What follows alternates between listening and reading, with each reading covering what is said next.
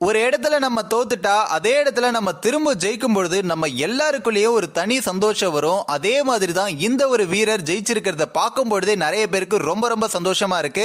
கடைசி season IPL ஏலத்துல எடுக்கப்படாம இருந்த ஒரு நபர் இந்த வருடம் நிறைய அணிகள் போட்டி போட்டுட்டு எடுத்திருக்காங்க. இப்போ குஜராத் அணி சார்பாக 3.6 கோடி ரூபாய்க்கு இந்த ஒரு வீரரை ஏலத்திலையும் எடுத்திருக்காங்க. யார் இவரு அப்படின்றத நாம இந்த வீடியோல டீடைலா பார்க்கலாம். அதாவது குஜராத் மாநிலம் பழங்குடியினத்தை சேர்ந்த 21 வயதாக கூடிய ராபின் மின்ஸ குஜராத் டைட்டன்ஸ் அணி 3.6 கோடி ரூபாய்க்கு ஏலத்திலையும் எடுத்திருக்காங்க. அடிப்படை ஏலத்தொகையாக 20 லட்சம் ரூபாய் பிரிவில் இருந்த இவரை கைப்பற்ற பல முன்னணி அணிகளும் போட்டி போட்டிருக்காங்க.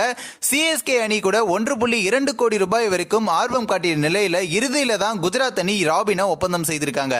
இதன் மூலம் ஜாகர்காண்ட் மாநிலத்தில் இருந்து ஐபிஎல் தொடர்ல ஏலத்தில் எடுக்கப்பட்ட முதல் பழங்குடியின வீரர் அப்படின்ற பெருமையும் இவர் பெறாரு. அதே நேரம் கடந்த ஆண்டு இவரை ஏலத்தில் யாருமே எடுக்கல.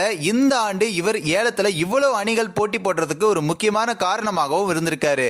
இவ்வளவு பெருமைகள் சேர்ந்த யார் இவரு அப்படின்ட்டு நிறைய பேர் தொடர்ந்து யோசிச்சுட்டு இருக்காங்க. அந்த வகையில தான் பாத்தீங்கன்னா இடது கை பேட்ஸ்மேனான ராபின் மின்ஸ பிரம்மாண்ட ஷாட்டுகள் ஆடுவதில் கை தேர்ந்தவராகவும் பார்க்கப்படுறாரு.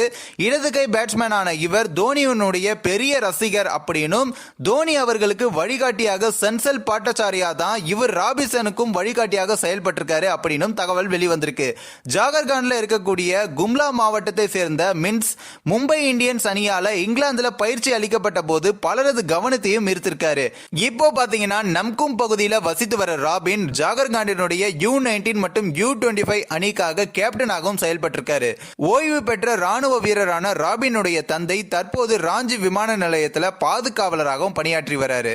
ராபினுக்கு 2 சகோதரிகளும் இருக்காங்க. அது மட்டுமல்லாம 8 வயசுல இருந்து கிரிக்கெட் விளையாடி வரக்கூடிய ராபின் 10வது முடித்த பிறகு தன்னுடைய கவனத்தை முழுமையாக கிரிக்கெட்ல செலுத்தியிருக்காரு. அவருடைய தந்தையும் இதற்கு முழு ஒத்துழைப்பும் ஆதரவும் கொடுத்திருக்காரு. தற்போது விக்கெட் கீப்பர் பேட்ஸ்மேனாக அசத்தி வராரு. அது மட்டும் இல்லாம மிடில் ஆர்டர்ல அசத்தி வரும் ராபின் அண்மையில ஒடிஷாவில் நடைபெற்ற உள்ளூர் T20 போட்டியில 35 பந்துகள்ல 73 ரன்களை வாரி குவித்தாரு.